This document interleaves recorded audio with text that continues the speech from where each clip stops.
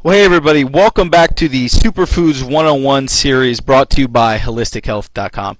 And today we are talking about Moringa, okay? One of the biggest new supplements to hit the market in a while, and probably one of the coolest and one of my favorites. So this is Moringa 101.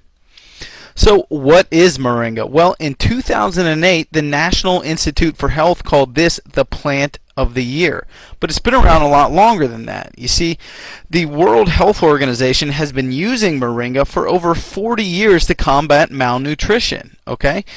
And we're going to show you exactly why it's used to combat malnutrition.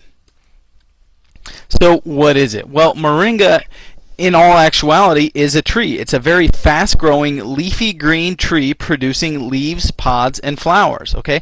Now there's actually 12 different types of moringa out there, but the one that people refer to most when you hear the word moringa is Moringa oleifera. So for all intents and purposes, what we're talking about today is Moringa oleifera. Now there are many uses of this tree, okay? This tree can grow in very sandy and very bad soil, okay? So the tree itself is great because it can grow where a lot of other trees can't. And then over time, as the plant matter around it decomposes, it will actually make the soil around it more fertile. So that's great. Now the tree also produces pods, okay, and inside those pods are seeds, okay. If you squish those seeds, you get oil out of it. Now that oil can be used for cooking oil, it can be used on the skin for moisturizing, and it can be used to treat minor cuts and scrapes, okay. But that's not all. After you squeeze the seeds out, you can take those seeds and purify water with it. Put them in water, stir it around, it will suck out all the impurities, okay. Now, here's the part where most people use the tree for, the leaves themselves, okay? You take the leaves, you cut them off, dry them like tobacco, okay? And then mill them into a fine powder, and you get an extremely, extremely powerful nutritional supplement. People also take the leaves and the flowers and brew that into a tea, okay? So it can be used for supplementation in that way as well. And then the bark and root are also used as medicine in traditional cultures. So as you can see, the tree is extremely, extremely giving, okay? It's one of those trees that, you know, you can really help out a community with if you know how to properly use it. Let's talk about some of the benefits, okay? And when we talk about the benefits, we're of course talking about the leaves, okay? That's where most of the nutritional supplementation comes from. So the leaves themselves, when they're dried and milled into that powder. Now, Moringa is extremely nutrient dense. Gram for gram, Moringa leaf powder has 7 times more vitamin C than an orange. It has 4 times more vitamin A than carrots. It has 4 times more calcium than milk, and it has 3 times more potassium than bananas.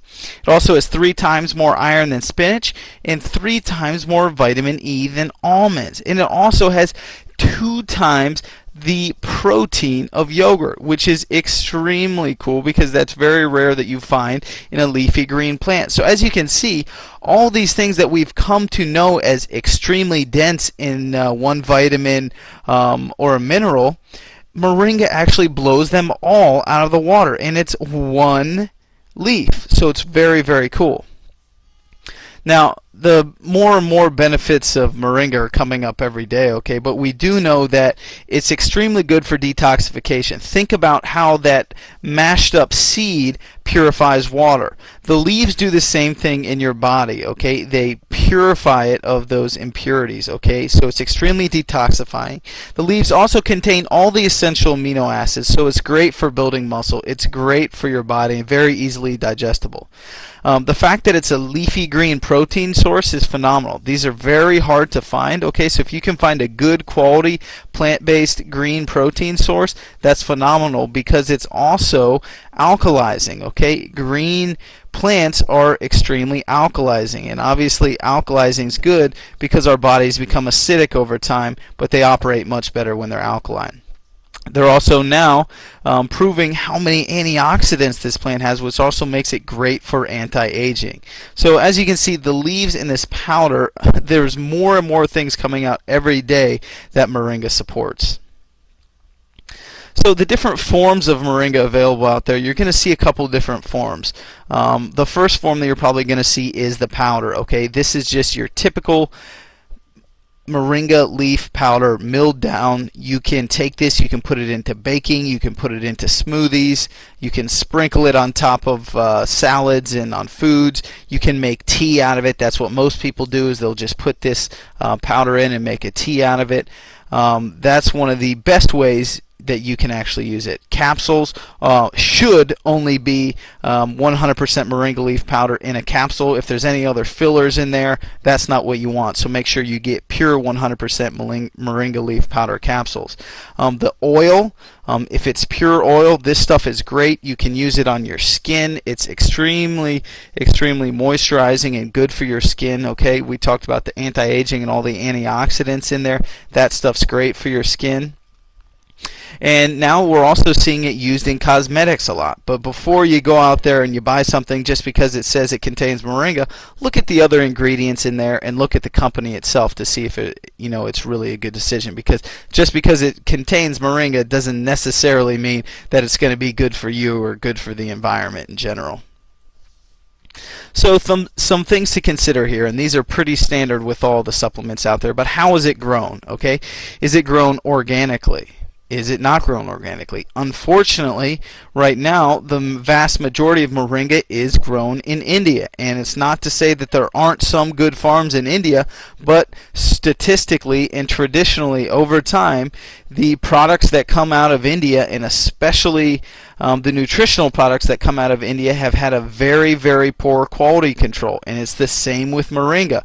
You'll see moringas that come out of India that are almost brown. Okay, your moringa should be a bright, vibrant green, just like you see here. It should be that color up top, that bright, vibrant green. Okay, if it's brown, that's not a good moringa. That means it's dead. Okay, so you're going to want to make sure it's green. So how is it grown? Where is it grown?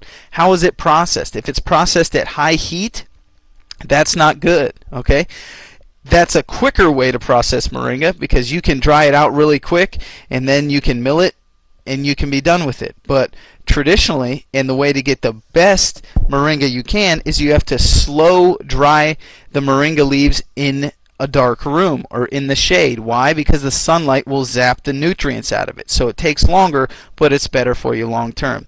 How is it delivered? We're talking about, is it 100% pure powder or are there fillers in it? If it's in a capsule, is it a vegetarian or vegan capsule? Okay, these are all things to think about when you look for an actual supplement or product. Okay, and then finally, the last thing you should consider is cost, because it doesn't matter if you buy a moringa product that's half as cheap if it's a dead product that comes from India, because you're going to get nothing out of it. Spend a little bit extra money, get a quality, organically grown, top quality moringa.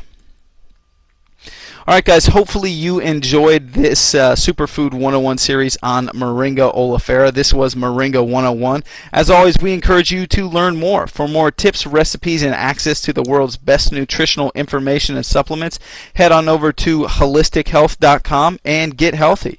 I will see you all in the next segment. Have a great day.